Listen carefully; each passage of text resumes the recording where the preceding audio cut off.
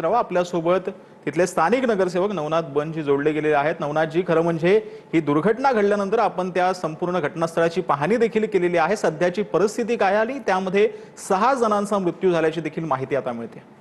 साधारणतः 9:30च्या सुमारास मानपूर जनता नगर मध्ये एक 3 मजली गोडाऊन सदृश इमारत कोसळल्याची माहिती मला मिळाली। मी तातडीनं घटनास्थळी पोहोचलो। मुंबई महापालिकेच्या अग्निशमन दलाच्या अधिकारी यांच्या मदतीनं आतापर्यंत 6 लोकांना बाहेर काढण्यात आलं। मोठ्या प्रमाणात मलबा आणि राडारोडा त्यांच्या अंगावर कोसळला होता। मोठ्या प्रमाणात पिलर देखील त्या ठिकाणी होते आणि त्या सगळ्यामुळं इथं मदत कार्य करणं थोडंसं कठीण जात होतं। साधारणतः 6 लोकांना इथून बाहेर काढलं। आणखी 1 जण अडकल्याची असण्याची भीती वर्तवली जाते। त्यांचं रेस्क्यू ऑपरेशन देखील सुरू आहे। अतिशय चिंचोळ्या गल्ल्या, छोटे छोटे रस्ते आहेत आणि चिंचोळ्या गल्ल्या असल्यामुळे लोकांना बाहेर काढणं थोडंसं जिकरीचं जातं।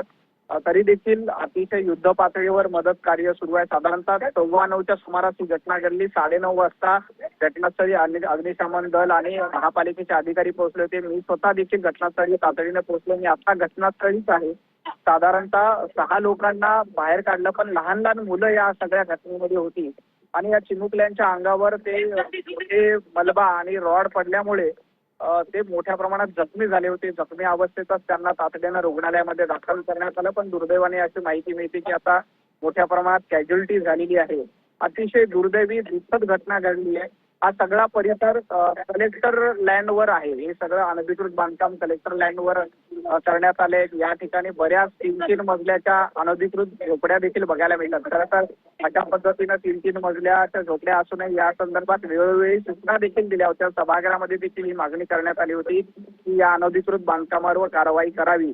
काही बांधकामातलं कारवाई करून हटवण्यात देखील आलं होतं, परंतु दुर्दैवानं ज्या ठिकाणी दुर्घटना घडली तिथे बाजूची 3 माळ्याची अनधिकृत इमारत ही शेजारच्या झोपडीवर पडल्यामुळे ही दुर्घटना घडली आणि दुर्दैवानं अतिशय वाईट घटना ही मानपूर मंडाल्या परिसरामध्ये घडली आहे। धन्यवाद, तुम्ही या सविस्तर जी माहिती आहे ती आमच्यापर्यंत पोहोचवली। आपल्यासोबत काँग्रेसचे